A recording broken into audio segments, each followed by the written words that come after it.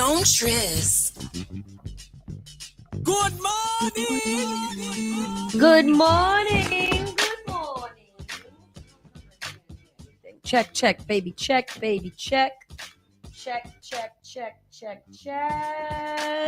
And we are all right.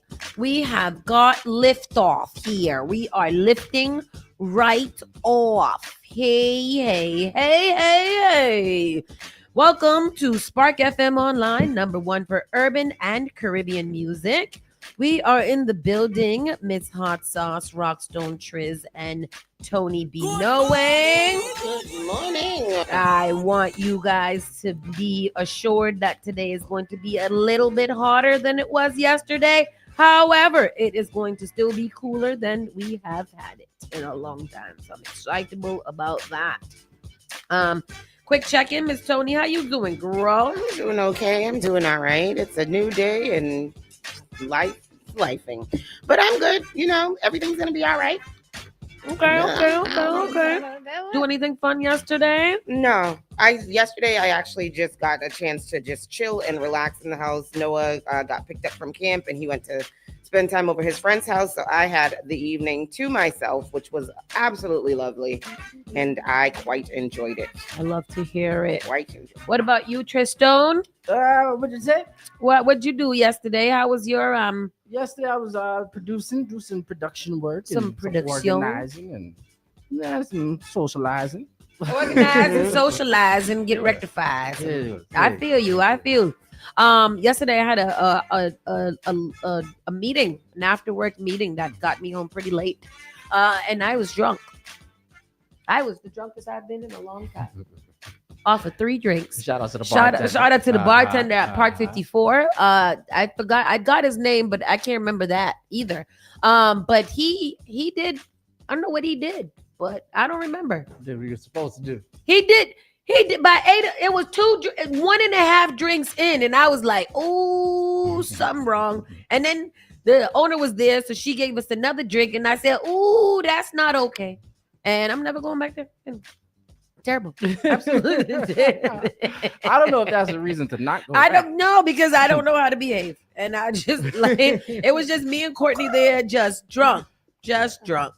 I like Park 54. It's a vibe. Yeah, it is a vibe. They we got to talk about that off record too about some things. But yeah, it ended up being a really, really cool night. A good night. Beautiful. It was. It got kind of, it was a nice night. It was nice. The weather-wise too, it was a little rainy, but for the most part, a little rainy. All day yesterday, which was good because people needed to stay inside of their house. Yeah. All right, shit. But in the interest of time, let's get started on this. Let's just get here and let's go. All right, let's go. You're listening to Saucy and Friends in the morning with Miss Hot Sauce, Miss Tony, and Rockstone Triz. Good morning. Boston, New England, let the sunlight in. Saucy and Friends in the morning. We're ready to begin. Yeah, find us at sparkfmonline.com. Saucy and Friends in the morning. Yeah, we got it going on.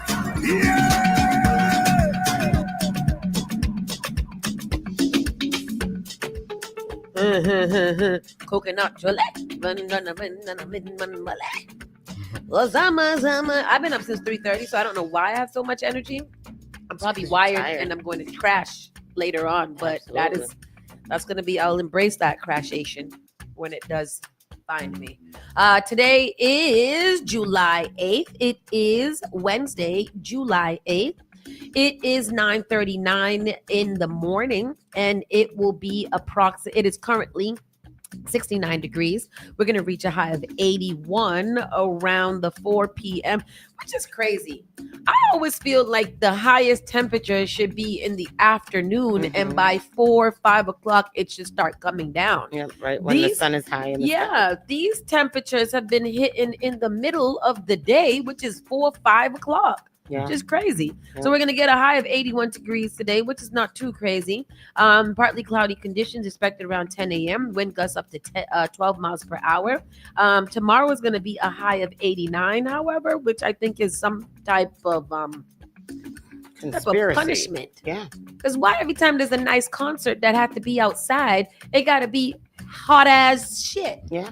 It don't make no goddamn sense. I don't appreciate it. People out here dancing, trying to catch a little vibe and sweating and passing out from the heat. Yeah. Now I gotta drink death water. You just Yeah. gotta think about being putting yourself in the islands. Mm. Think you're in Jamaica. Boy, the look a breeze though, Tristan. Mm. Look a But there, breeze. we there by the ocean. You know, a little ocean It breeze. was hot to bleed. It was Yes. still hot. It was It was hot to still blood very, very last- hot. Hopefully, I somebody had posted yesterday that it was going to be like around 70 for that concert, and I was quite excited. And then I found out that was a lie. Mm. I'm not excited about About not being cool. about it not being cool. I would Mm. like it to be cool. I mean, when you're down by the water and it's cool, it can be quite cool. However, I do not want it to be hot like how it was last week. That was sling. Was that 94? Yeah, Yeah. it was yucky. Yeah, but yucky. But let us Buju Bantan tickets the concert is tomorrow. We'll be giving away a pair of tickets today, later on in the show around the 10 o'clock hour. So make sure you know that number to call, which is 617-272-3387. Don't forget Jerk Fest is also kicking off this Friday as well. So 7-Eleven.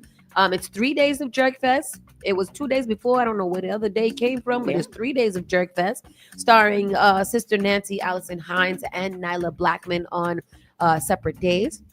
Really? Well, I think Nyla Blackman is Nyla's on- tonight. Mhm, I mean on Friday, and then Sister Nancy and Allison Hines is on the Saturday, I believe. The Togetherness boat ride is next week. So if you have not gotten your tickets, please go get your Yes, tickets. And there has been a price adjustment. Yeah, man. $70 in advance, and then $80 a day of the boat ride. Yeah. Mhm. So go on eventbrite.com. Yeah. And you got those tickets right there. Very nice. That is awesome. Also, Right. we will be having a live town hall discussion with Andrea James on Friday, July 10th. That's this Friday. We'll be talking about affordability here in Boston and if we can afford to stay here. So those are your announcements for the day. And let's go straight into the Around the Way news. Oh, we played this jingle? Mm-hmm. Oh, all right. Here we go. Massachusetts Mass General Brigham nurses walk out. About 4,000 Brigham and Women's Hospital nurses took to the picket lines in a one-day strike over wages and benefits on Wednesday, with negotiations over wages, benefits, and working conditions still unresolved. Today is Wednesday, Yeah. right? Mm-hmm. For 1 day. They went on strike for 1 day. The Massachusetts Nurses Association and Mass General Brigham Healthcare have been negotiating for months, but it remains at odds. In a statement, Mass General Brigham said, "We believe the latest offer appropriately recognizes our nurses' important contributions while balancing our responsibility to sustain patient care and our broader mission for the long term." Although the strike is planned for 1 day, the Brigham is extending the work stoppage to 5 days to honor contracts with temporary nurses. There is a rally set for Wednesday at noon. Do you have a clip? Yes, I do. Here goes the clip. Hard time hearing you. It is just so loud out here because there are thousands of nurses that have hit the picket line out here. These Brigham and Women's nurses voted to strike for 1 day at the hospital. In response, the Brigham is extending the work stoppage to 5 days to honor the contracts with temporary workers. MGB says around 1,300 nurses are ready to step in. MGB Healthcare and the Massachusetts Nurses Association have been negotiating for months, but still cannot agree on wages, benefits, and working conditions. Another live look here. As you can see, these nurses are loud. They are here They're having a making good time. themselves known. That strike is just getting underway. We know there's a rally set for noon. For now, we're live in Boston. Caitlin Gelhaus, WCVB News And Center 5. That's out Caitlin, there thank right now. That's right now. Right? Yeah, wow. And good for them. The work that nurses do, actually do more work than doctors. And so they deserve to be compensated well for the things that they do. Nurses Get out there and support them people. Give them the money. I wonder what they're looking for though. More money and probably patient ratios, probably. Yeah. Things like that. 4,000 nurses. Though. That's crazy. Because who's in there taking care of the patients? They have temporary nurses in there taking care of the patients right Oh. now. But when they say a work stoppage, what does that mean? What does that mean? Because it sounds like they like In the what hospital. context? Yeah. In what context? What do you say? They said that the work stoppage, although the strike is only 1 day, the work stoppage is to 5 days to honor the contracts with temporary nurses, extending the work stoppage. A temporary cessation of work within an organization or industry, usually resulting from a labor dispute, contract disagreement, or major facility issues. It causes immediate disruption to production and supply chains. Oh. So it's just a strike, a lockout. The work Okay. stoppage is the strike. No, disruption. Right. So the Foxbury Surgery Center will be closed through Friday, but the hospital has advised that all other patients should keep their appointments unless contacted directly by their care team. Hospital leaders stated that Brigham and Women's and its outpatient locations will operate largely as normal, though picketing may cause heavier traffic around the campuses. So everybody be aware out there. The home care workers are also on strike, so you won't be getting no home care, and the contracts continue to be at an impasse at this time right now. This is not new. Louis D. Brown Institute offers help in curbing violence. So that we know that there was a very, very violent weekend that happened in Boston over the 4th of July weekend, and the article's not opening for me, is it? Because they got the paywall up here. It's The person who's identified? Boston Herald. Nope. Okay. With growing calls for action after a series of shootings in Boston during the July 4th weekend, the Louis D. Brown Peace Institute President Clementina Sherry is raising her hand to help. In a letter to Mayor Michelle Wu, Police Commissioner Michael Cox, Suffolk District Attorney Kevin Hayden, and City Council President Liz Brereton, Sherry, who lost her own son to gun violence 33 years ago, offered long-lasting solutions to what she called a recurring problem in the city. We have the opportunity not simply to respond to one painful, difficult weekend, she said at a press conference wearing a shirt with her son Louis's image. We have the opportunity to build upon decades of evidence, lived experience, and proven practice. Sherry wears the shirt every time she learns of a homicide. I put this t-shirt on to remind me not to lose focus and not to begin to blame, she said, adding that her red earrings and pants are also a reminder that there is still blood on the streets. You have a thing? Oh, there's no clip there. Okay. One of her suggestions in her letter was to look at the data, saying that even though there is attention on the issue now that 13 people have been shot, including 2 people killed on July 4th night, violence is happening all the time. Yes. This happens every year. This is not new, Sherry said, urging action to be informed by the patterns in crime data and what has and hasn't worked in previous public safety initiatives. What is new is that it's painful to the families that it's happening to. She said that those families, the survivors of homicide, have to be supported. When prevention fails and a life is taken, our responsibility does not end, she said. Every family impacted by homicide deserves an immediate, compassionate, coordinated response. The community needs to be recognized as a partner, Sherry continued, and its healing shouldn't be considered a separate issue from public safety. She said trauma from events like this impacts a large group of people, neighbors, classmates, witnesses, police officers, doctors, and that trauma can perpetuate family disintegration, substance abuse, or retaliatory violence. Sherry said that pillars of keeping peace, prevention, intervention, enforcement, survivor-centered homicide response, and community healing and restoration are not competing properties. They are complementary. Talking about the letter and decision to speak out, Sherry said that she was hesitant at first, not wanting to trying to place blame on anyone, but after praying on it, she decided she needed to do it. I am very angry because it hurts, because I know that these families are going through, she said, and I know that this right now is becoming political. She said she's seeing a rift grow on these issues, but she said that letter shows that stakeholders, it's going to take all of you to do this work together. The tools to make a change are available, she said, pointing to the times the city has drastically lowered its violence in the past. Violence is not inevitable, she says.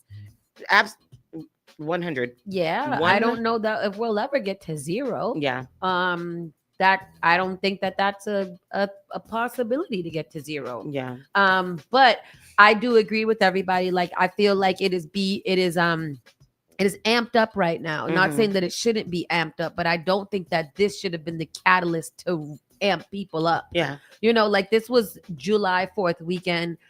It is notorious for being a tough day. Yeah. A very, very tough day. I think that more so we need to focus on all 365 days of the violence to see if when it does come to this day, we have a little bit more control over it. Like, what's the plan? Like, what are we doing? Not just shutting down Talbot Ave and Franklin Park and being like, all right, we fixed it. Right. We fixed Right. it. Right. All year prevention and intervention. Yep. Absolutely. Yep. Absolutely. Mhm. And that I don't think that is a hard ask or whatever. If you care about your city, then you would do things in order to keep your city safe as possible. And there's, you know, there are people who have good ideas. It's not a hard if you see something, say something. And I mean, like, it's not the fact that, you know, snitching or something, but if you see a young person getting out of hand and you feel like you could check them. Yeah, I strongly believe in community parenting. I think that we definitely need that, and you know, like we need to reinstall or instill this whole respect thing that from these young people to older adults. Like that needs to happen. And Anyway. morals in general. Morals I feel in like general. these young people don't respect themselves. They're freaking loose, man. South Boston salon owner shares story about assault to raise awareness and shares photos of a suspect.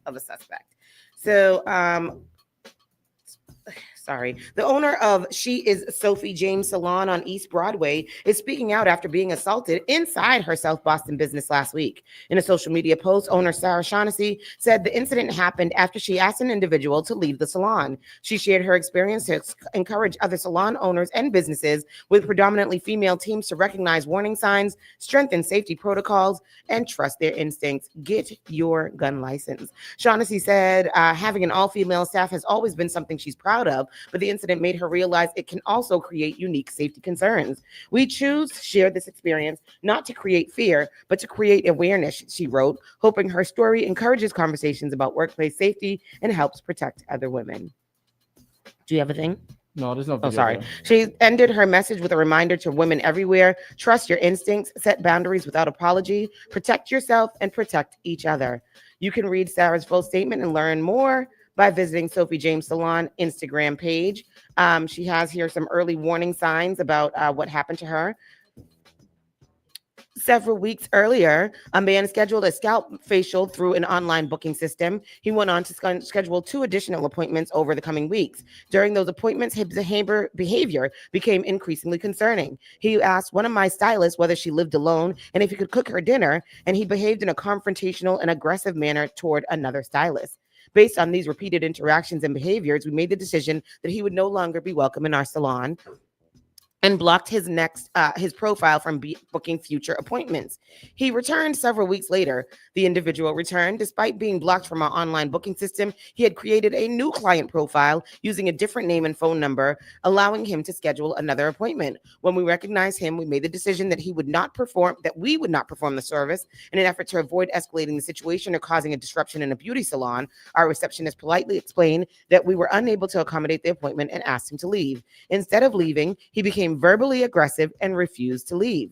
I approached the individual, introduced myself as owner, shook his hand, and calmly explained that we would not be able to accommodate his appointment.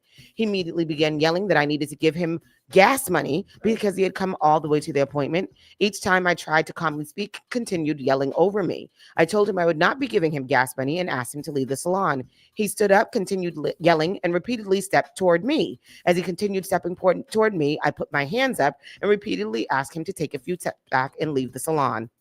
Our front desk called 911. When I reached the front door, he followed behind me. Before leaving the salon, he turned and struck me in the face. Police responded within minutes, but were unable to locate him, and the investigation remains open.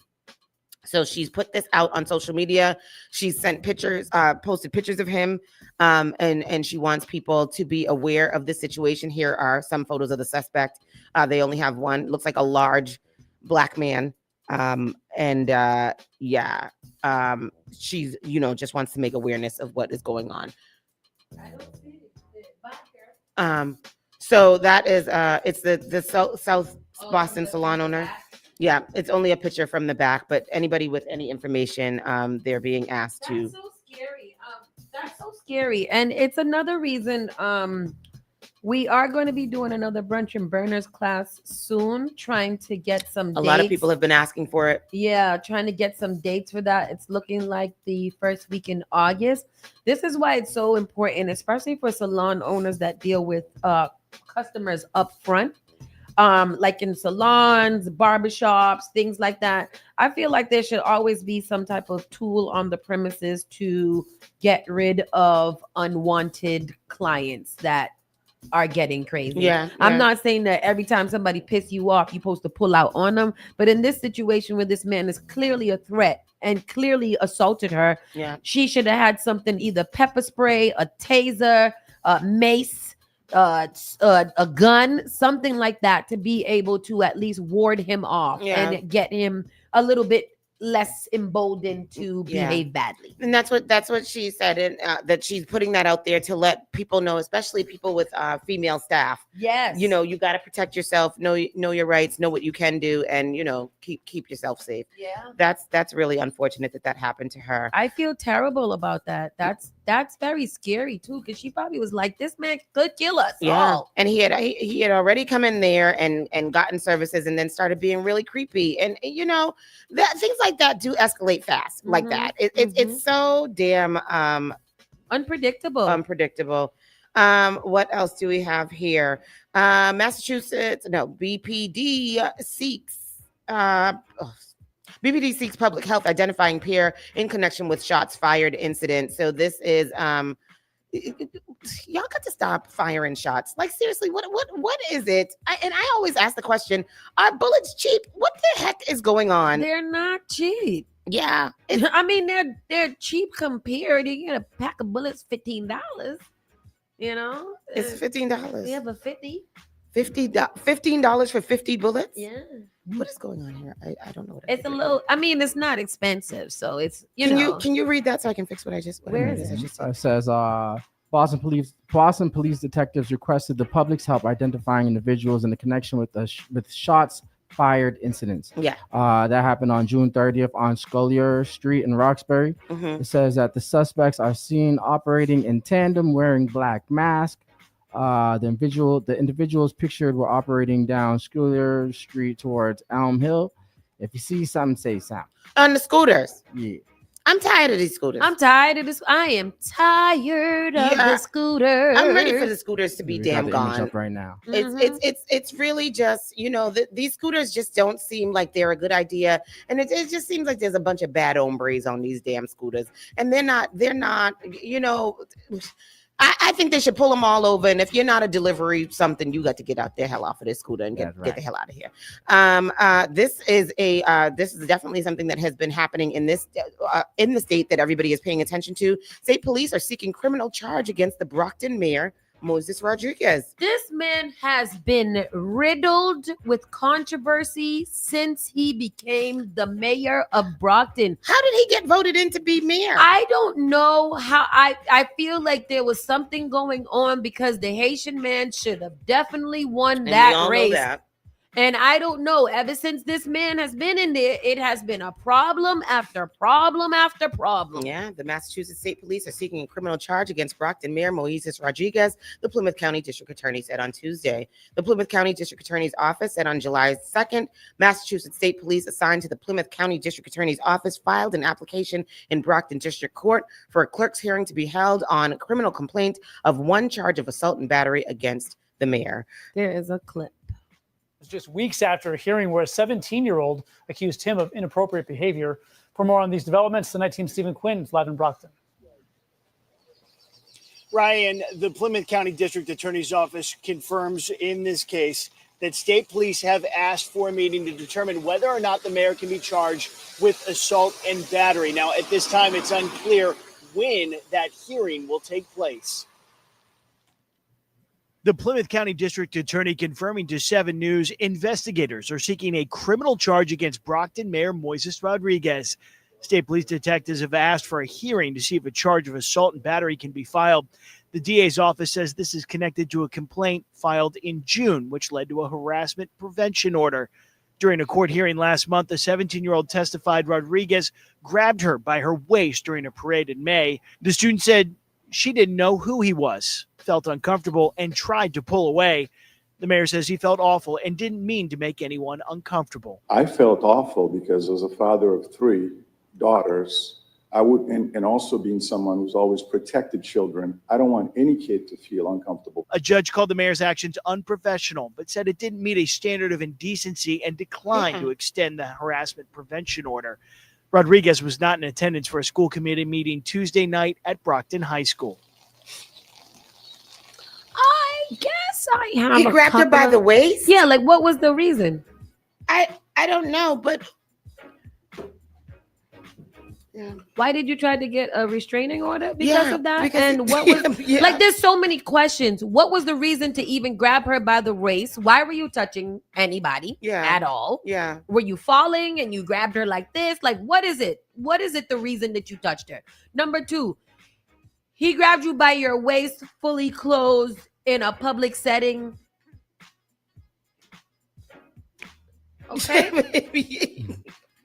That caused that rift at the graduation. Right. Your mother legitimately went viral for getting crashing out at your graduation, for a waist grab. And I'm not saying that there's anything small about a waist grab from somebody who you do not want it. He didn't even know. We need some more context. Yeah, I need a little bit more. Yeah, I'm confused. Javi commented worst mayor in America, but I want to say this. Culturally, we are cultural people, and that is not a thing. Permission, right? Like when we are in a party and a man is walking by you and he wants you to move out of the way, they generally kind of touch us and push us a little tap by the waist. We do it to men too. Move them by the waist out of the way or something like that. I need more. I need more context. Yeah. I need more context of what it was. Let some old man grab my daughter by the waist. I'm crashing out. Javi. She's 2. That's the only place you can grab her.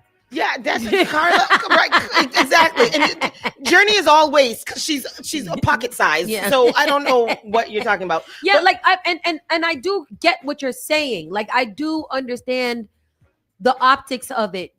That's why I started my first question was like, what was the reason that you? I don't think there's a reason for you to have grabbed her by her waist at all. But I also don't think it's an egregious sexual devianted a claim.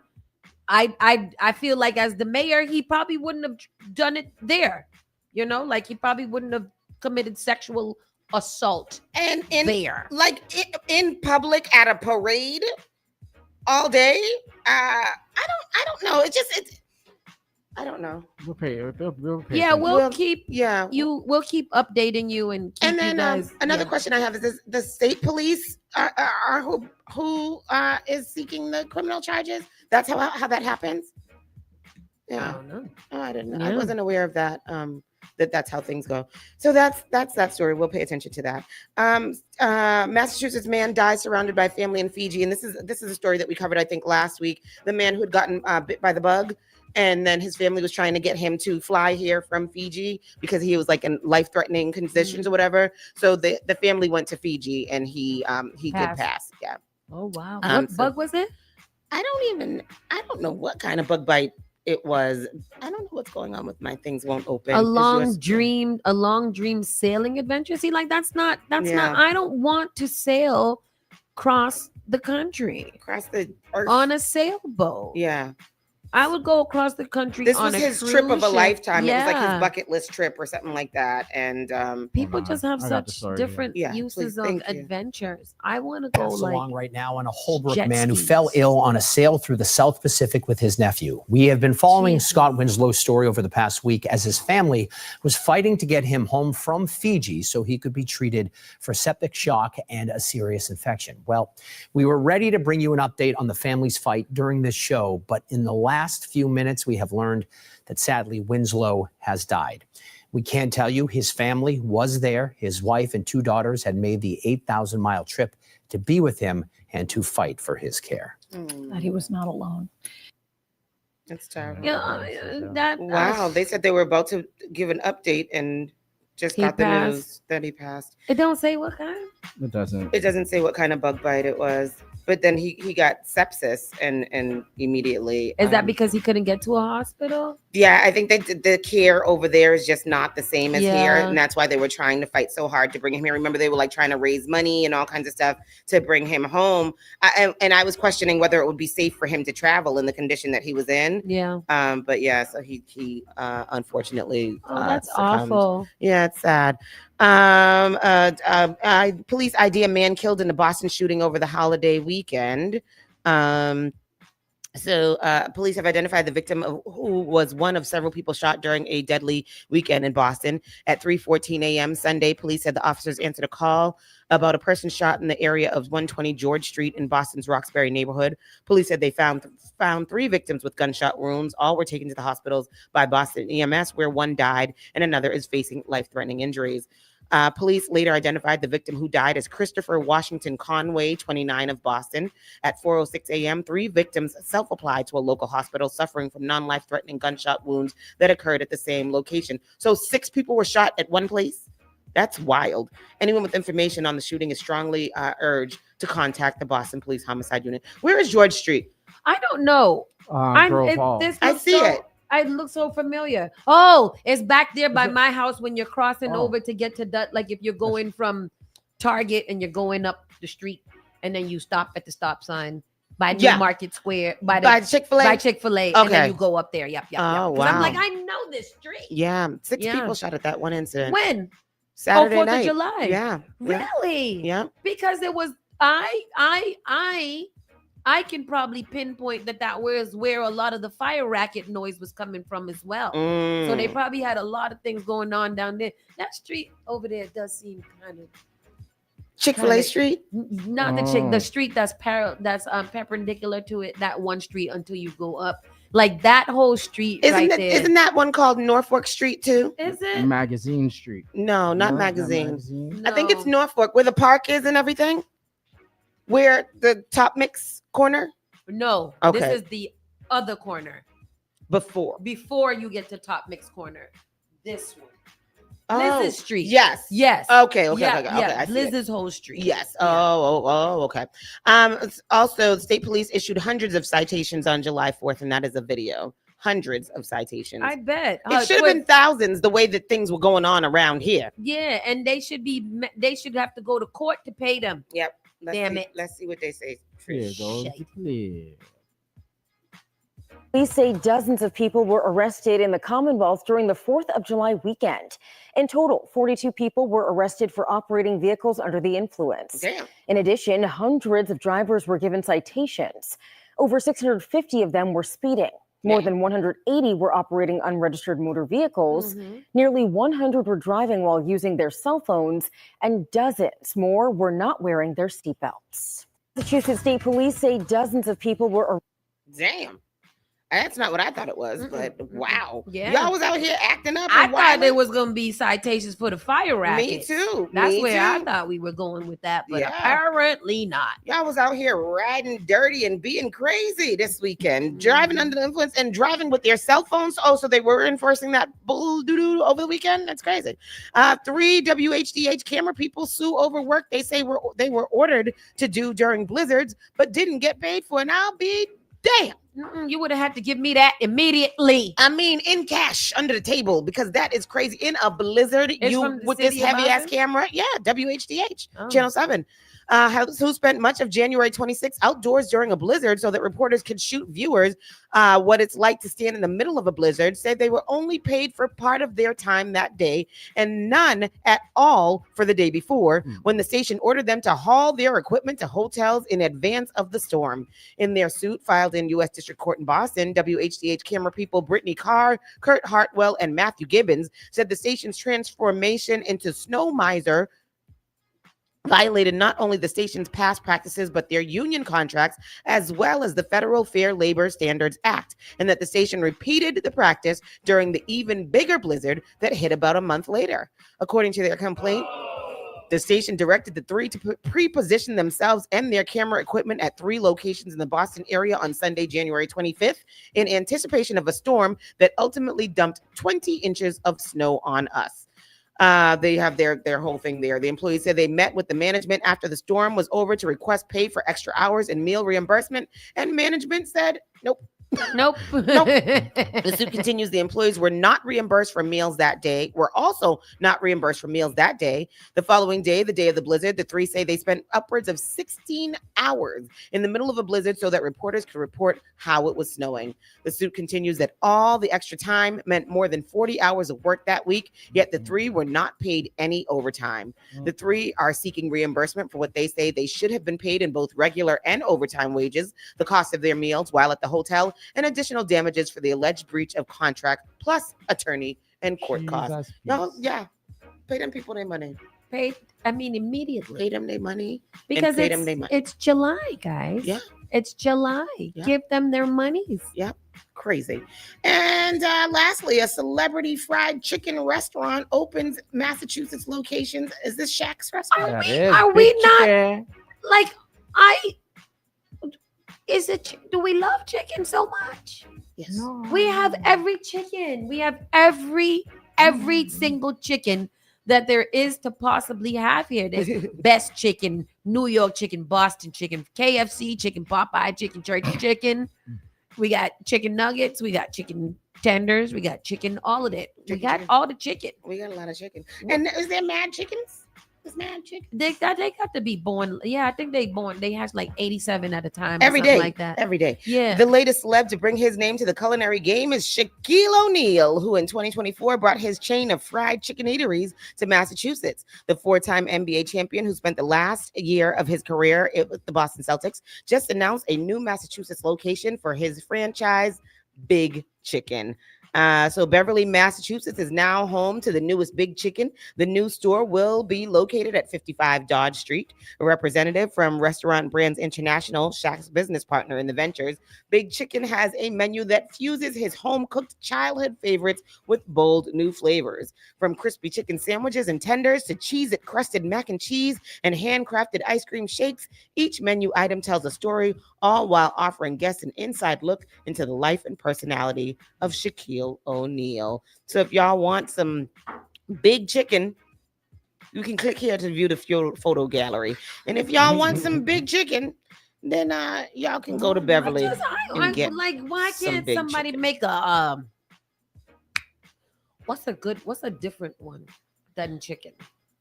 I want a mac and cheese place with all kinds of different macs and cheese. Remember when they used to have the grilled cheese place that you could do different things in it? Like, why not something different? I liked that grilled cheese. Me too. That was a very good we grilled used to get cheese. that all the time. Yeah, I would like that.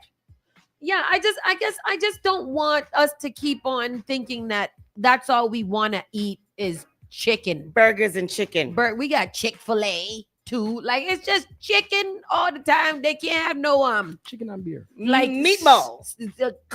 Kebabs or we got mad kebab. We got kebab? Yeah, there's all them Habibi? Yeah, I was gonna say Habibi. All them halal and all that.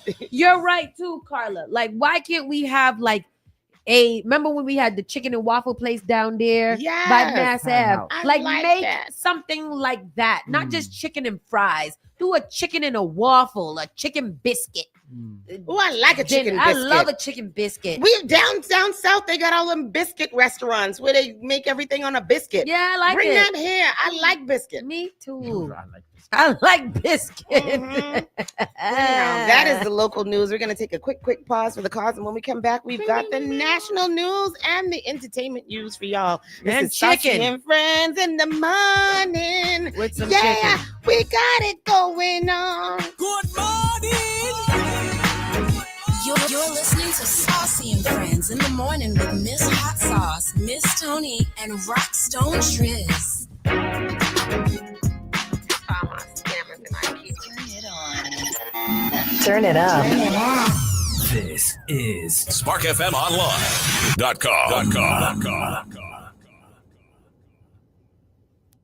Praise the Lord, City of Boston. This is Brother Chris right here on Spark FM. Come on, sing it. Bringing you Sunday morning worship each and every Sunday morning, 6 to 10 a.m. Let's get our praise on.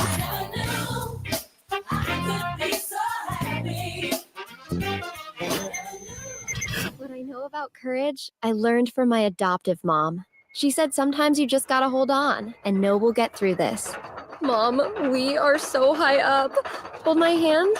No, you hold my hand. Here we go.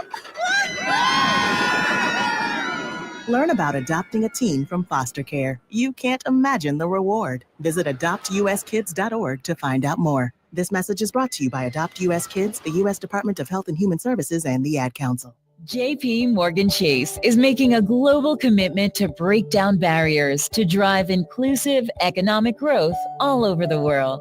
We believe there is a pressing need to help more people move up the economic ladder. That is why we are investing in communities and people to create an economy that works for all, because no community should be left behind.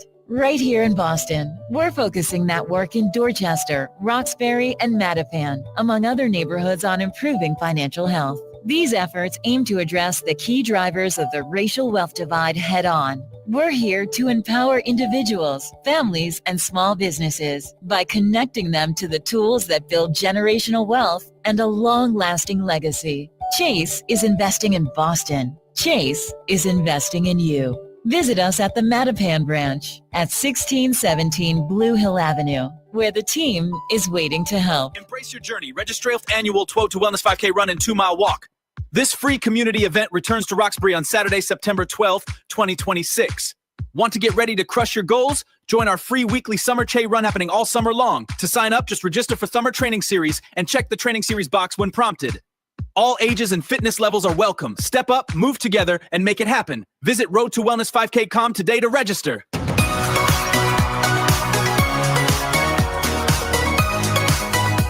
Often I hear people talking about how high their electricity bills are. Massachusetts has programs that everyday homeowners pay for, but never look into. Have you ever considered why some homes have panels and others don't? If you have Eversource, National Grid, or Unitil for electricity, you are paying for your neighbors to get panels at no cost. The charges are on the bill. Why not get someone to pay for yours? This program also helps with re-roofing, tree cutting, and electrical upgrades. If you're tired of short-term solutions for a long-term problem, connect with Bakari to find out if your home meets the requirements to upgrade at no cost out of pocket. Save the planet, future-proof your family for power outages, and save tens of thousands of dollars on an otherwise lifelong bill. Mention Spark when you call or text SPARK to 617-833-8940 to get 2 months off your power bill covered if your home gets selected. Prioritize your mental well-being with Kuji Jakalia Wellness Center, a Black woman-owned therapy practice committed to culturally affirming care that understands you. Our licensed therapists specialize in personalized care, offering virtual sessions Monday through Friday by appointment, because your healing should fit your schedule. At Kuji Wellness, we embrace the principle of Kuji Jakalia, meaning self-determination, the power to define, create, and speak for ourselves.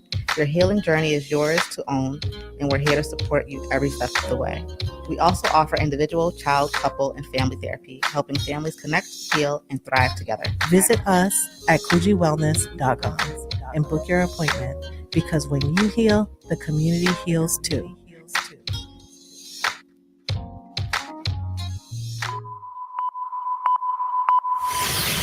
Spark FM. Perhaps I was addicted to the dark side. Somewhere inside my childhood when this my heart died. And even though we both can't. Igniting the airwaves. Spark FM. I'm in a stop love how they gun them flex. The act close and make a next gal face. Me no stop love how they. Join us on Facebook and Instagram at SparkFMOnline.com. Turn us up. Oh my darling, oh my darling. Spark FM.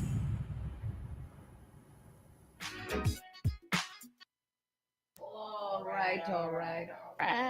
That reminds me of Trevor. Yep, because he says that, He says all the time. Yep. All right, we're back. Let's get into the national news. Let's see what we have going on here. Belgium beats US 4-1 to reach World Cup quarterfinals, taking advantage of defensive lapses. And after all of that controversy in the World Cup with Donald Trump interfering in those people's systems, y'all still lost. And that makes me feel some type of way. Because we keep interfering in people's business. And you need to mind your business. We need to mind our business because they're all beating us at everything that you interfere with, we get beat. And I don't think that's the way it's supposed to be. America mind its own business? Donald Trump. Probably will never happen. Yeah. Ever. Ben Crump represents the family of the teen found dead on Horn Island. This story is wild. Janet said they had a piss poor performance. That's why U.S. doesn't have a true soccer football. Yeah, it is representative of where we are right now. We'll advance all the way here, and then when it gets time, then we'll drop the ball. Because they were doing pretty well. U.S. was doing pretty well. We were doing pretty well until Donald Trump interfered, and then we stopped doing well after Donald that. Trump is a cancer to society. Yes, that's exactly what I was trying to say. That is what it is. The family of a Mississippi student athlete who was found dead on Horn Island this week retains civil rights and personal injury attorney Ben Crump. Yeah. According to a news release, the family is calling for a thorough and transparent investigation into how Nolan Xavier Wells, 18, died. The Jackson County Sheriff's Office said Wells was last seen on July 4th on Horn Island. Crump said he traveled by boat to Horn Island with a group of friends, and he was last seen on the island around 3 p.m. and did not return with the group. Wells' mother reported him missing that night. His body was located on the island on July 6th, and he said the investigation remains active and the cause of Wells' death has not been determined. Crump said the legal team will conduct an independent review of the circumstances of Nolan's death and will press for the release of all records, witness accounts, and autopsy findings. Nolan Wells was a beloved son, teammate, and friend who went out to celebrate the 4th of July and never came home. His family deserves answers. They deserve the truth. We will not rest until every fact about what happened to Nolan on Horn Island is brought into light. And we call the investigators to pursue this case with the urgency and transparency this family deserves, said Crump. Absolutely. It's so sad. The story is it's just so, it just doesn't make any sense. Yeah. They traveled by boat there. He decided he wanted to venture off with a gal. Allegedly. Yeah. The girl says that she thought he was getting back on the boat. The friend said that they thought that he was staying.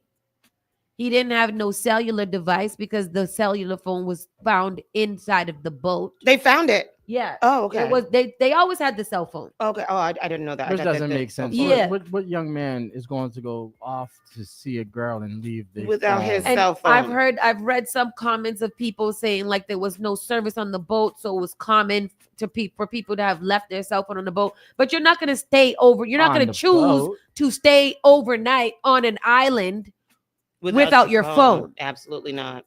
You guys said that he didn't come back with you on the boat. At what point were you going to be concerned that your friend was left on an island by himself with no way to get back to where he started from? So I'm interested in knowing what WTF. That's what I'm interested in knowing. Upsetting. Yes, it is very, very upsetting. Yeah. Between that story and Carmelo Anthony, I am heavy into the courts. It is pretty crazy out here for these black children. What's the next story there? Xavier Wells' friends reportedly speak out. So his friends are speaking out. There's a lot of things that are starting to come forward. We know that all 3 of the boys that he was pictured with, they have all deleted their social media accounts. They have all lawyered up. Yep. One of them has a mother that is law enforcement, and I think a doctor. Somebody has a mother that is a doctor, and that they somehow know the judge somewhere. These haven't been absolutely their pages being down has been confirmed. Okay. I'm not sure about the background information about their parents. Okay. But I think some of them are also speaking out too. So friends are speaking out as 18-year-old body of Nolan was found. Ledbetter told the outlet that the park ranger found Nolan at approximately 8:40 a.m. by search crews. Nolan was reported missing after last being seen in the area with I'm trying to get his mother went on and thanked everyone for the search. Okay, so here we go. The young man's friend confronted them as they shared stories about him. His childhood friends described the teen as an easygoing blah blah blah. Javon Williams, who was 17, is Nolan's best friend. Javon said that he's black. He's not. Yeah, exactly. with them. Javon said that he rode out to the island on a different boat than Nolan. However, he remembers seeing him there. As soon as we got out there, he told me that he loved me, said Javon. The teen added that the Nolan talked to some people on the island as well as a girl, and he last saw him around 4 p.m. Nolan's friend Trace Carter was on the shore as officials recovered his remains. Trace revealed that he'd spoken to his friend before the outing and warned him to be careful. Because of what? Exactly. For what? Trace said that he told Nolan, just hit me up when you get back. Just be careful, bro. Watch out for yourself. Nolan allegedly replied, I got you. I'll hit you up later. Nolan was going to turn 19 this August. Damn. And the granny of one of Nolan's childhood friends, Doris Hands, said he called her Mama D. Hands also said that Nolan was well-mannered and was a very good person who loved sports. It really, really hurt. So this Javon is saying that, they're saying that they last saw him at 3. Javon said it was around 4 o'clock. And I don't know. The girl said that she heard his friend saying, "Come on, get on the boat, get on the boat." Nolan didn't get on the boat because he wanted to stay back. They said So who did he stay back with? Right. If it wasn't the girl that he went to go visit, who did he stay back with that he didn't want to get on a boat or any of the other subsequent boats? I think that he just was drowned. I don't think he stayed back in it. I think he just drowned in the water. I don't think he just drowned. Yeah. That is one of the theories, though, that he went to a riptide space on the island where nobody can really see you from where the boats were docked. So they're like I don't know. They're trying to put all of the commentators are trying to put pieces together. I'm trying to follow along. It's too much, but I don't know. Yeah, we'll pay attention to this story. Yeah. I don't know. We'll keep on following the story because I ain't trying to speculate on this little baby's life, but something in the milk ain't clean. Yeah. Let's see what else we got going on. Why 7-Eleven? Oh, so 7-Eleven is suing Nike over some shoes? Yeah. The colors of the sneakers, they say, is similar to their 7-Eleven colors. Y'all the only ones that can use red, orange, and green. 7-Eleven, what's up with that? Yeah, tell us about this, Triz. Are they the same? Oh, so the color scheme and release date on the new Nike Air Max 95 Big Bubble Sport Green and Safety Orange are the subject of a trademark infringement lawsuit 7-Eleven brought against the sneaker supply this week. The suit alleges Nike is piggybacking off the convenience chain's brand by using the orange, green, and red stripe pattern or tricolor mark that already appears on the 7-Eleven storefronts and apparel. Indeed, there's already consumer confusion as to an affiliation between the Nike Air Max Big and the 7-Eleven. The suit reads, product listing of the sneakers called the product the 7-Eleven shoe. But does Nike call them the 7-Eleven shoe? Okay, let's see this. Let's see what you're saying here. 7-Eleven cited actual collaborations it did with other footwear and athletic brands such as Crocs and DGK, while claiming Nike was attempting to knowingly, willfully, where did I go? Knowingly, willfully, intentionally, and maliciously trick customers into believing these sneakers were officially associated with 7-Eleven. I don't think that they did. Let's see what he says. Go What is he Go saying? to this clip, Tristan. Let me see what it says. Here goes the clipiendo. Tri-color branding. And on top of that, Nike was planning to release these on July 11th, which is literally Ugh. 7-Eleven free Slurpee Day, Ugh. which might cause some confusion and make people think that this is a legit collaboration when it's not. Even the insoles have a somewhat blurred photo of what looks like a convenience store shelf with a bunch of snacks. 7-Eleven wants this sneaker scrapped and destroyed, and because these might never release now, prices have slowly skyrocketed.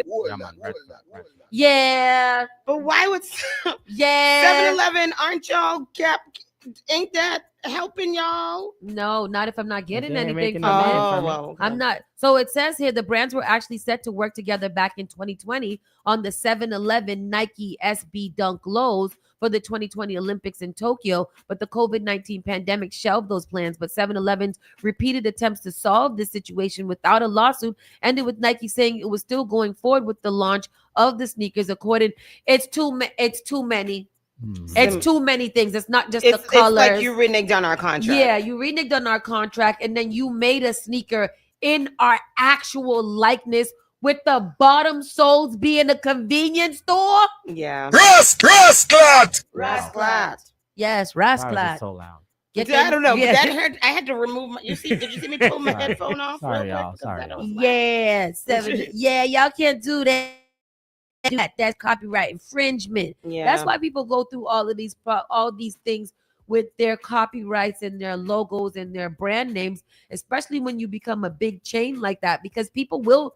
Yeah, they need to send them a check. Look at Janet found a loophole. What happened? She said, but aren't they franchises, 7-Eleven? What if he got the okay from one store owner? No, but not the that's rest? not how that works at all. That's not a loophole at all. All right. It's put that still back in. 7-Eleven. Not a loophole. Nice Janet. try. Nice Yeah, try. I see what you tried to do there, but that's You just tried not how it, Janet. You Yeah. tried it. Health emergency questions. Oh, so Mitch McConnell supposedly is brain dead That's somewhere. what they said, that he was brain dead. But then I Then saw an article today that's saying that he called the people. Emergency dispatch audio indicating that someone at Senator Mitch McConnell's home in Washington, D.C. suffered a cardiac arrest earlier this month and raised questions about when the former GOP leader will be returning to the Senate or whether he will return at all. McConnell's office has provided few details about his health status, but reported a few days ago that he appreciates the outpouring of support he's receiving while he continues to recover in the hospital. His office on Tuesday also said the 84-year-old senator continues to improve and is working closely with his staff at Kentucky and Senate Matters while the Senate is out of session.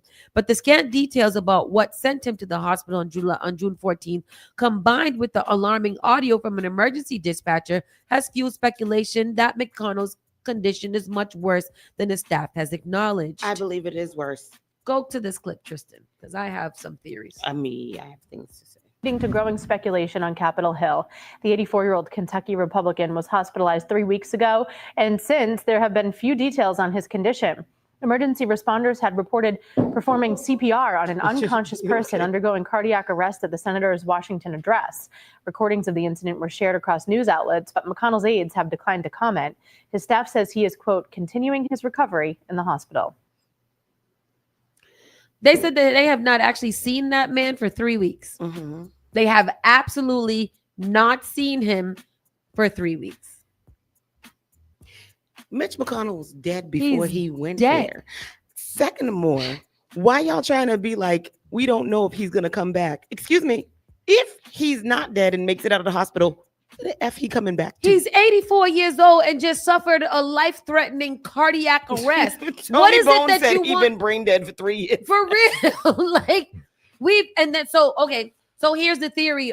Here's the what is it? A conspiracy theory about it. Mm-hmm. That last year the Republicans changed the law that if he a certain date they would have to do a special election versus have it into the regular election. Mm-hmm. If they do a special election, Massey, the one who just got non-voted, could end up taking Mitch McConnell's place if he decides to run for that seat. Yeah. So they don't want Massey to be there, so they're going to pretend like he's not dead so they don't have to do a special election. So this is what the controversy is around why Nobody has actually seen or spoken to him in 3 weeks. He Mhm. hasn't voted on anything since June 11th. So why are you guys not letting us know that this man is dead? Yeah. His wife has taken a vacation. Some other publicist or something that he has is doing something else or on a tour or something like that. So everybody's operating like he's dead, except because your person is in the hospital. You taking a vacation to somewhere else? Uncle Grandpa says that he is being cloned. That's what's happening. He's being weekend at Bernie's. Him and Trump are being paraded around as alive when they're both dead. Yeah, yeah, I stand by that theory. yeah, yeah. That's crazy. That's a mess. A New York skyscraper is in jeopardy of collapsing soon. Yeah, man. It's had Boom. multiple safety fines, and it's a 37-story office tower. 37 stories. 37 stories office tower that's in jeopardy of collapsing. What they gonna do? It was the subject of multiple building safety complaints and fines since 2025, according to the record. Initial complaints were about after-hours construction or workers without proper credentials, but the most common among the complaints were reports of falling debris. Less than a month later, city staff responded to report on August 6th that electrical equipment fell from the building and into the street. In the incident, a metal panel fell off the building from the 33rd floor level and landed on the sidewalk. Didn't that happen in Boston? It didn't, but it landed on a person, I think, didn't it? No, I don't think it landed on Oh, a person. I think it landed on the sidewalk too. Okay, A person I'd be seen it. Yeah. saying A review found the debris at the scene of the incident was tampered with and that a failure to properly cover shaftways for debris removal caused a hazardous condition. Work was briefly stopped before resuming on August 2025. Where is it? It's in the downtown area. Downtown area. They're gonna have to demolish that. Well, they're leveling the building so they could demolish it that way. Oh, what you mean? What that mean? Yeah. So they're gonna level the building off so that they're How gonna do they do rise. that? What does level mean? I don't know how they're doing it. That's what they said on the TV. Oh. Level meaning they're gonna make it balance. I don't know. It's level, Oh. level. Level it off. DJ Right now, say they that. level. Level. That means turn it down. No, Oh. I mean level. Oh. Level. Turn it up. Level. When you guys Balance say, it out. when y'all Flatten, say flatten. level in When we say DJ, level, I mean- that mean turn it down? Yeah. Turn low me down. Oh, low. Level. See, I speak fluent DJ, so that's where I knew it was Fluid coming. DJ. The site was fined over $32,000 already before this was happening. Yeah, when you start getting fined for, dangerousness, you've got to do something about it. Extremist streamer declares New York City an Islamic Republic with popular terror chant. What? He said New York is a terrorist city. Really? It was Because of Mandami? Is well, that why you're yes. saying it? Well, they were on Mamdani the other day because his wife went to go pray somewhere instead of having barbecue. So they were mad at him for that. And now they Aren't they Muslim? Yeah. Okay. Now Muslims can't pay? No, because he's supposed to be an American. So she should have been outside eating a hot dog and wearing the American flag colors. Oh, okay. She's got to get with the friggin' program. Ridiculous. Terrible. Extremer sparks outrage. We got to listen to this, I guess. A streamer who broadcast to more than 1 million followers on a popular online platform set off a viral firestorm after invoking Mayor Zohran Mamdani's name as he declared Islam would take over New York City. Allahu Akbar, the extremist internet personality Shnikyo yelled amid a group of Egypt soccer fans. While drums were banged and horns were blown, Egyptian flags waved among the crowd as they chanted along. Let's hear a little bit of the chant. I'm confused. Is that a good thing to say? I thought it was. I thought they said that after they suicide bomb. Allah. Can I say that? What I just said? Allah I Akbar. don't know. If you don't Is know that what it means, don't go out stereotypical? there. Let me look at it. Allahu You might get put on. Akbar. Yeah. All right. That means is an Arabic phrase. Arabic called takbir, meaning God is greater or God is the greatest. Yeah. Alu Akbar, Mhm. Alu Akbar, Ekber. What? It's a couple of them. Oh, there's different ways to say it. Alu Akbar, Alu Ak. Yes. Okay. Okay. Oh, I thought we was waiting for a clip or something. Oh, I'm we trying, are. but It's still going. a commercial, sorry. so I'm trying to Tony Bone yeah. said no. Don't. All right. I think I got the clip here. Don't now. say that, Tony. This is the Islamic Republic of New Yorkistan. New Yorkistan. Islam will be in every household. Inshallah, the whole world is Muslim. Welcome to Mamdani's New York. You see this city? You see how it looks? Inshallah, your city looks just like this too. Inshallah means I pray or something like that. I do know that part. Well, so what is he for that or against it? He's who? Him. He sounds like he's promoting. He's promoting. He wants New York to be a Muslim city. So I guess this is coming from Fox News. So I guess they're pretty stressed out about the fact that this small group of Muslims have gathered and declared New York a Muslim city. So God forbid people have the right of free speech to say what the hell they want to say. Right.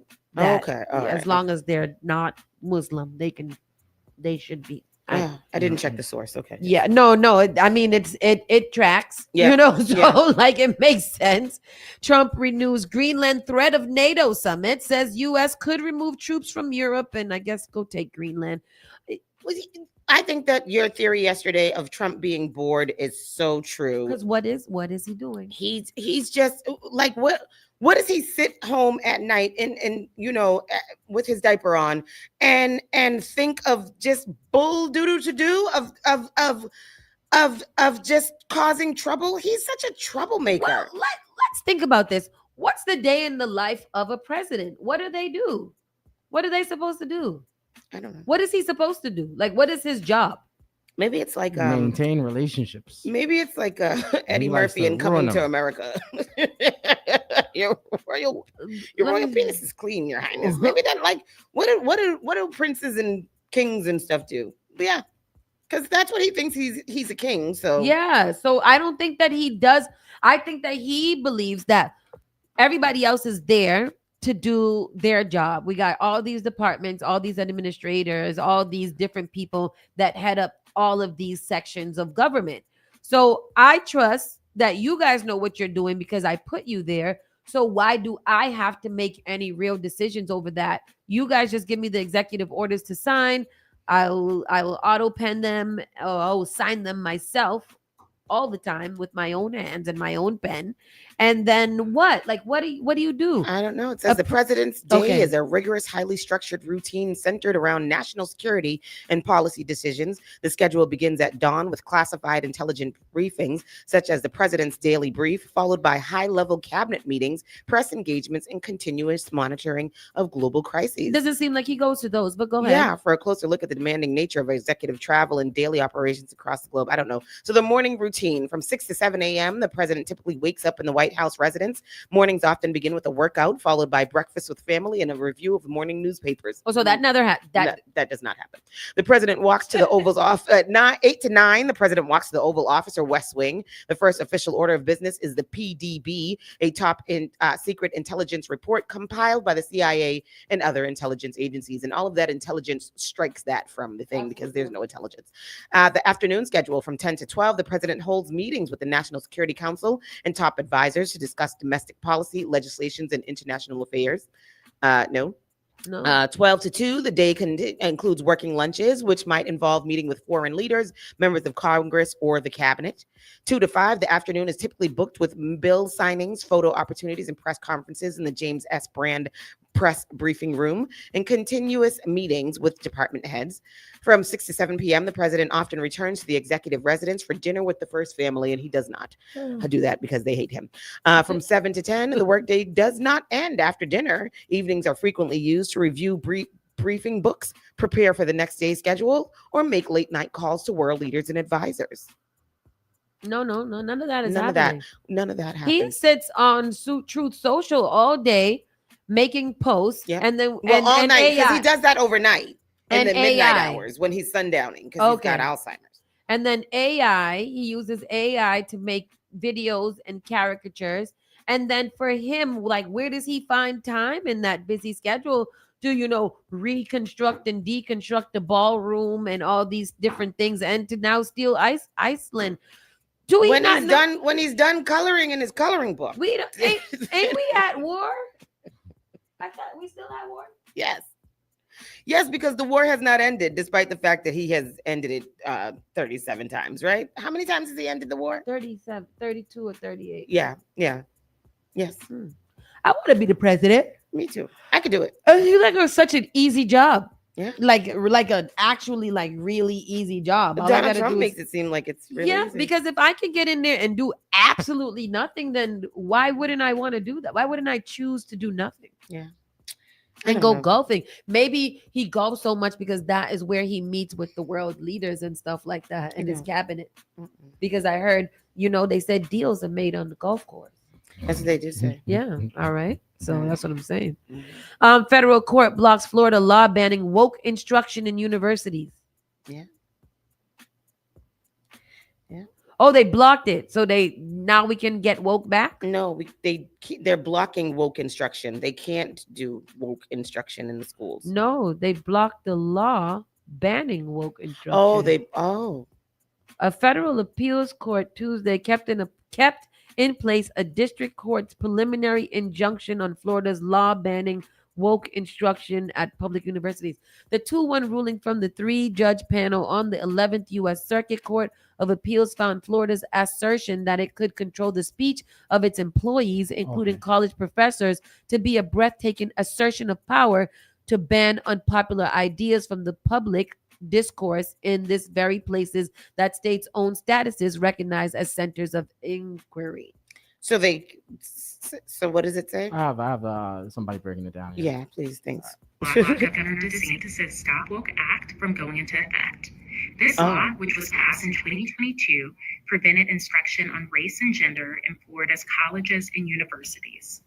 We immediately sued, and courts have repeatedly blocked the law, deeming it to be. One judge even described it as, quote, positively dystopian. And frankly, we agree. With this ruling, the court closed the door on Florida's efforts to redraw the First Amendment for good.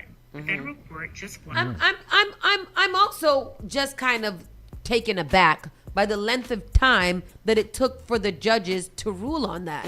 They said this passed in 2023. We're in 2026. Why did it take 3 years for you guys to decide that he was breaking the law by imposing this order? And y'all didn't do nothing about it for 3 years? What was his thing called? No woke? No, don't say gay. No. In this situation. For this situation. Woke. Just no, woke. No woke. Woke instruction. Yeah. Woke, yes. Anti-woke or something like that. Yeah. Well, good. Because Florida, of all places, needs to be, we need to it's called the Woke Act. Okay. Stop Wrongs to Our Kids and Employees Act. They can find an acronym for almost everything, huh? Everything. What does it say? What is it called? Stop. Well, that's not the same thing. Stop Wrongs to Our Kids and Employees. I don't know. I saw kids, employees. Yeah, and wrong. Woke. Our kids. Oh. Our kids. Oh. Wrongs. Our kids. Employees. Yeah. Yes. Yeah. Yeah, they're going to find something to make it out of that. Boy, that's crazy. I'm glad that they stopped that because that's foolishness. You can't tell me what the hell I could read and what the hell I can teach people. Yeah. The hell are you? Who the hell are you? Keeping it. Well, that's our entertainment news. Let's go. I mean, our national news. Let's go right into the entertainment. You want to The get big started? news yesterday was this release of the footage of Tigger and his wife fighting. Lord. I haven't seen it, so I did not watch it on purpose because I wanted to watch it in the presence of you all. Triz, did you see it yet? I have not. Oh, well, let's I watch have it. watched it. It's the Big Tigger's Exchange Wife Kidnapping War. And if you scroll down to this, Oh, it's not there, but let me find it. I thought it was there. Sorry. So let me get into that. Newly released footage shows Big Tigger and his wife Alicia Brown wrestling on the ground over his phone. Yes. So it says newly released surveillance footage appears to show Atlanta radio personality whose real name is Darian Morgan and his estranged wife Alicia Brown engaged in a physical struggle inside their home. The video, which surfaced on Instagram Tuesday after an earlier, less clear version circulated online over the weekend, shows the couple wrestling on the floor over what appears to be Morgan's cell phone. During the altercation, a woman recording the incident can be heard repeatedly telling Morgan to stop stepping on Brown. The struggle continues as Brown remains on the ground, visibly distressed, while Morgan appears focused on retrieving his phone. Let's see it. Well, still waiting for it to load up here. Give me 1 second. So the woman recording didn't want to stop the wrestling. She just decided to record it. You gotta listen. Okay. And you gotta watch. All right. Everything's Everything's moving. Everything going up. Everything gone up. Boy. Bing, ding, ding. Trigger warning, everything trigger gone warning, up. trigger Yes, warning. trigger warning, disclaimer. If you were, if y'all. Domestic violence. All right. Back my phone. Get off of me. Give me back my phone. You don't need it. What do you need it for? Get off of me. What do you need it for? Get off of me. Please get off of me. As soon as you give me my phone. Please get off of me. My phone. Please get off of me. Registered in my name. Please get off of me. Give me my phone. You're sticking my ear in my ear. Sorry. Get off of me. Give me my phone. Please get off of me. You can stay right on the floor. You're a fucking manhandler. I'm not manhandling my phone. Tigger, Give get me off. my phone. Do you not see Autumn crying? Give me my phone. Stop. I'm not doing that. Yes, She you did. dropped. She dropped. She dropped. I don't like You're this. literally stepping on her. I'm not stepping on her, Alex. I just want Bro. my phone. She could give me the phone and it'd be over. She could give me the phone and it would be over. Bro, just get over her. She's gonna I'm give not you. on her at all. Give me my Give the phone. man his phone. Give me my Yeah, phone. If I was anybody else, you would be doing. I don't like this. Feel like she's playing victim. Yeah. And that was the consensus. Yeah. That was the actual consensus. I've watched this for many different times and I've gone through the comments because I was feeling some type of way watching it. And I had to go to the comment section to be all like, am I losing it? Unanimously. Yeah. Everyone said, give him back his phone. Right.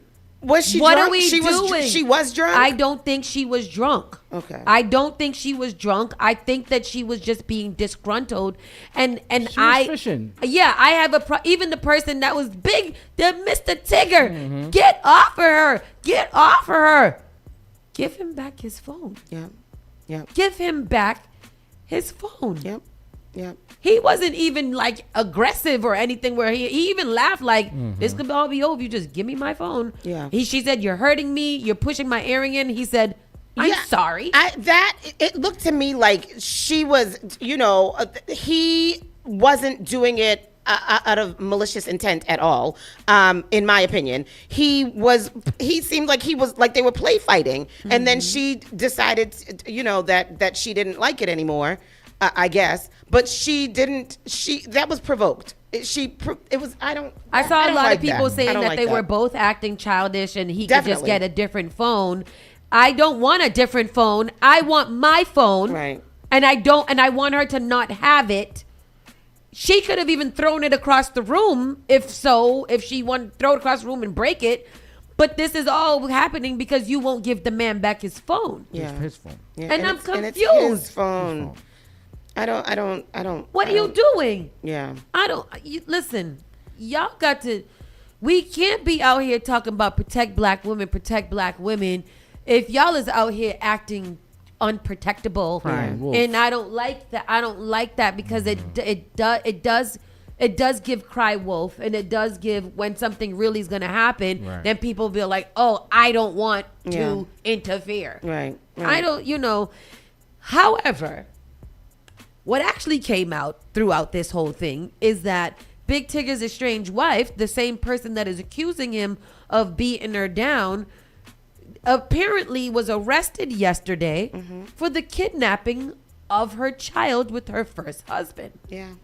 Yeah. For the last 7 years, this child has been missing, and she's just getting arrested today. Where is the child? Tony, it is missing. It's still missing. It is still missing to this day. The father got full custody of the baby. He, when she was supposed to bring the child to him, never showed up. Father told the courts and everything. They put a warrant out of her. And now, for right now, they are just now arresting her for the kidnapping of the little girl named Aaliyah Brown. She was 11 years old. She was, 11 this is years their old. daughter that they have together. Yes. No, not this Tigger. is the daughter, This is her that ex-husband. ex-husband's daughter. Okay. His ex-husband has also been doing podcasts and bringing awareness to the fact that they stole the child, and to this day, Who's they? Her and Tigger stole the No, child? she did. Okay. And okay. Tara and Tigger only been married for like 2 years or something like that, or some Where foolish. you find her? I don't know. They also was rumors that mad people was telling him not to marry her because she was cooked and she had a history of lying to doctors and law enforcement about different things, including that child. This is why the child got taken away from her and given full custody to the father. So she opened this can of worms with the fact that she is kidnapped. She's a problem. Yeah. That's where Tigger find her to marry? Boy, I tell you, one thing that a man is going to do is find something crazy to marry. That's crazy. I don't know if that's the right statement to make, but in this situation, he really picked till he picked Mark Yellow So Snake. she's currently in jail. She's currently arrested for the kidnapping of the little girl. Wow. That nobody knows where the little girl is to this day. You play stupid games. At 17 years and old. you went. So the little girl is 17 at this time. She's 17 at this time. So where is she that she has not contacted her father? She has not contacted any family members. She has not done anything. Where is the little girl? Okay. We'll follow that story as it develops. Whole lot of following. Boy, do we There's so much follow up to do. Speaking of following, Scottie Pippen's new girlfriend. Now, I want you to know that Scottie Pippen is 60 years old. Is he? 60. Okay. You heard me, right? Guess how old his new girlfriend is. Oh, Lord. Well, you know, because you're looking at the people. Yes, I see what it says. His new girlfriend is a ripe, I don't even think you could call her ripe, 23 years old. I mean, Bill Belichick is 100 and his girlfriend is 12. All of them should be arrested. All of them should be arrested and in jail. Immediately to the jailhouse. Because what is it that you like about it? It's how did you meet it? Scottie Pippen looked like a uncooked Purdue chicken. Like his wife. Who was a whore. Who was his wife? Larsa Pippen, who was Larsa. dating Michael Jordan's baby son. Yeah. Well, so he was like, oh, well, if my wife could date a child, then I too can date my grandchild. Let's see Scottie Pippen and his child's wife. She looks like his baby daughter that he's bringing with her to take your child to school day. Nah, man, that don't make it, man. That's got to be a granddaughter, right? That don't make it. I think it's just rumors. I don't think that there was there any. Did it look? It don't look like love. It don't look. It looks like it looks like a teenage girl going to daddy's thing. Yeah. I'm not gonna believe that he's dating that girl. No, and who said that? Everybody. Oh. No. I don't think that's what it is. Carla Kaiser says, leave Carla Kaiser, yep. Leave coach alone. Who's coach? Scottie Pippen? Girl, listen. That's nice. They didn't kiss in the mouth. That's not. Yeah, they didn't kiss in the mouth. I don't think I'm trying to read down to see, but he's not coming out and saying that it's not. Like after worldwide speculation, the first thing I would be is like, oh, I would post a picture on Instagram like me and my granddaughter visiting the island of this place. She wanted to come with Peepaw, do a pop to her thing. This is y'all are nasty, and I denounce this, and this is my baby granddaughter.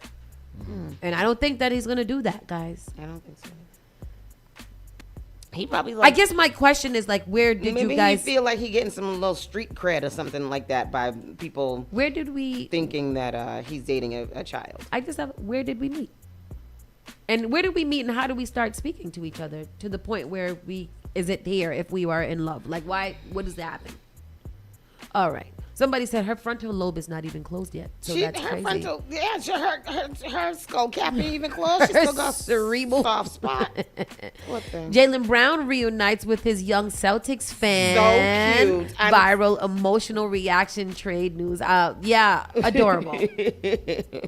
Adorable. I love that. I love that. With for that his little boy. glasses and his little microphone. I'm glad that his parents got him ready for it. Earlier this month, fans across the world were shocked after news broke that Jaylen Brown was traded from the Boston Celtics.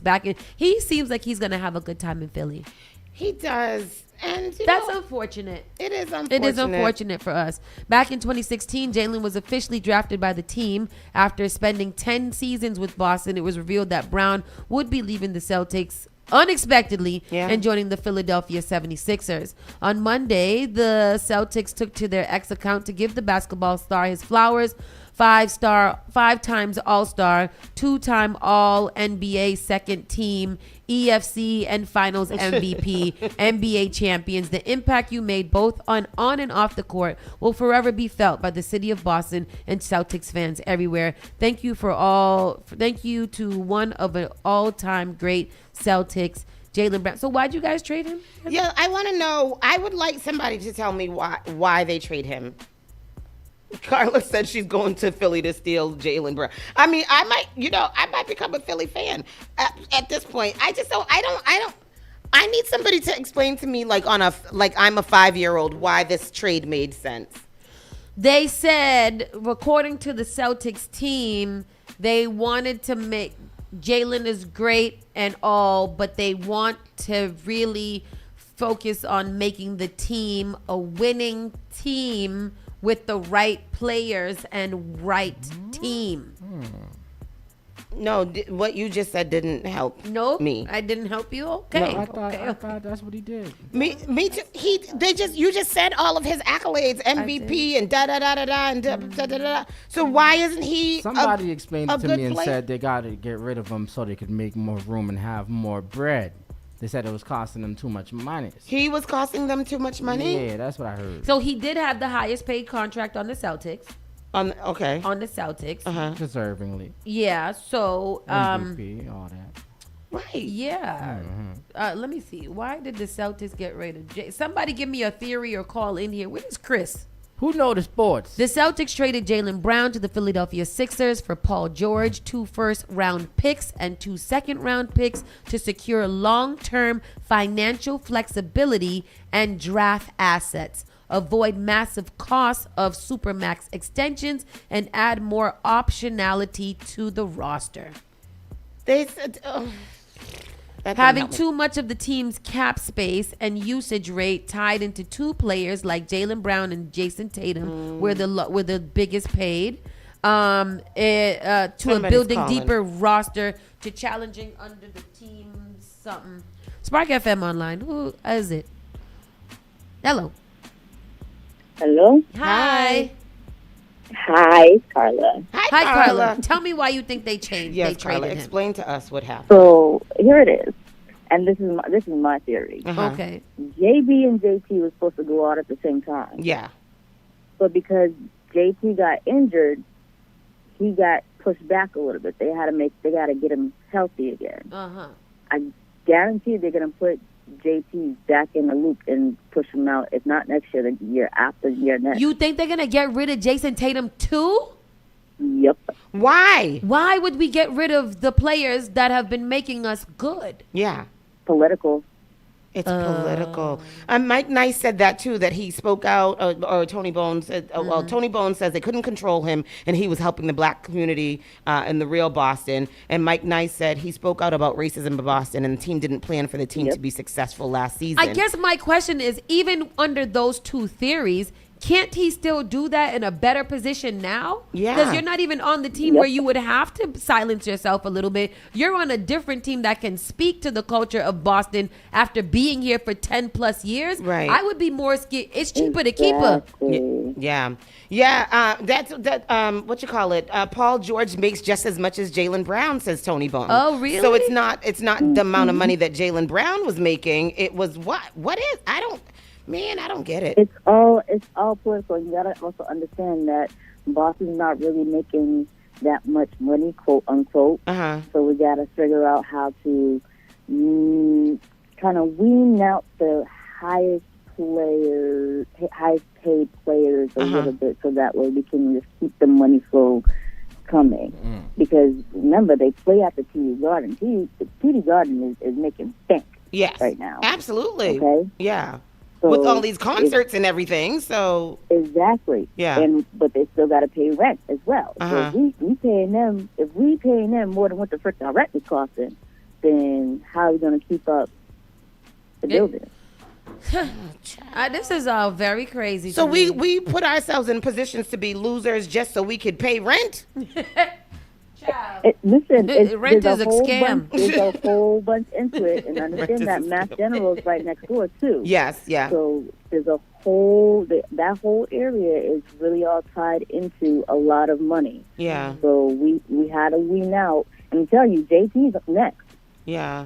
Watch that happen. I really feel like somebody stole my boyfriend, and I'm not happy. You too? Yeah, I'm a little heartbroken, and now we're gonna be seeing our boyfriend over there doing all kind of good things with other people like that. Yep. That should be us. I used to work at MGH, and I was like, look, let me go run across the street real quick. Okay. Thank you so much for calling. Thank you, Carla. We appreciate you.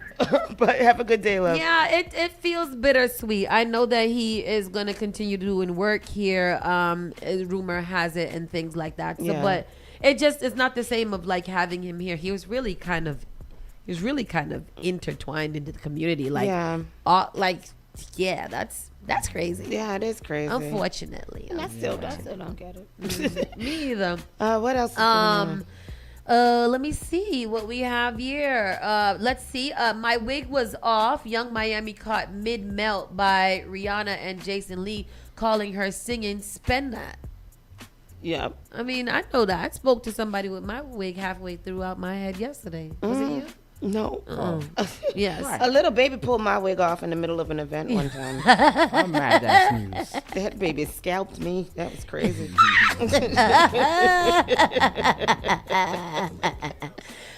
So they are, I'm trying to figure out where, I mean, this is just, that was a cute little conversation. So I'm glad that happened to them, and she was mid scalp, and that was a funny story. That's cute. Because it is it's not a great song. It's exactly whatever Rick Mensa said, or Vic Mensa said yesterday. It's just a song. Yeah. I was listening to it today, and I was just like, I don't think that much of the song past the song being sung. Yep. I don't think about the scammers and the money. Maybe other people do that because people are, influenced by music and things like that. I think for the most part, the majority of us adults and even children are just spending that ish, and they don't know what they're spending. Yeah, I agree. They don't need it. They don't want. I don't know. Yeah. And then Kai Cenat apologizes to ex-girlfriend Gabrielle after admitting he mishandled their breakup. And that's good. That's accountability. Accountability is good. I wonder if men even know what accountability sound like. No, they like accountability. You mean 1, 2, 3? Accounting? What you talking about? Exactly. It's accounting. I got money, baby girl. No, I'm telling you to say sorry. Yes. God damn it. Yes. Shame. No, but there's another story there about oh, you took it out. Well, I didn't take it out. The last one. Oh. Where is it? Rick James. What's his name? Rick who? Rick Ross. Rick Ross and his girlfriend. The girlfriend pulling away from him again, and I was like, why that girl still with him? Money, right? Yeah. Because she don't like him. She doesn't. Jasmine Kendrick pulling away from Rick Ross's arm, being around her, and walking off at a recent Miami pop-up event causes more scrutiny from fans. I didn't even know that they were still together. How much do you think he's paying Jasmine? He's significantly enough for her to stay there and continue to make him sweat on her. Not enough to make her. But not enough for her to change that little hairstyle though. She won't get out of that ponytail, huh? Well, anyways, Jasmine, do your thing. Spend that ish. Spark FM Online, #1 for urban and Caribbean music. That is the show for today, people. Thank you for rocking out with us. Don't forget tomorrow night.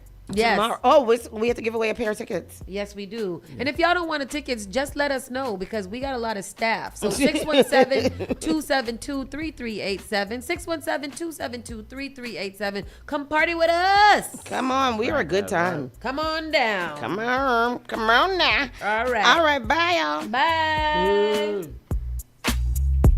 You're listening to Saucy and Friends in the morning with Miss Hot Sauce, Miss Tony, and Rockstone Triz. The only thing that does matter is great music, and you will find it here. The all-new Spark FM.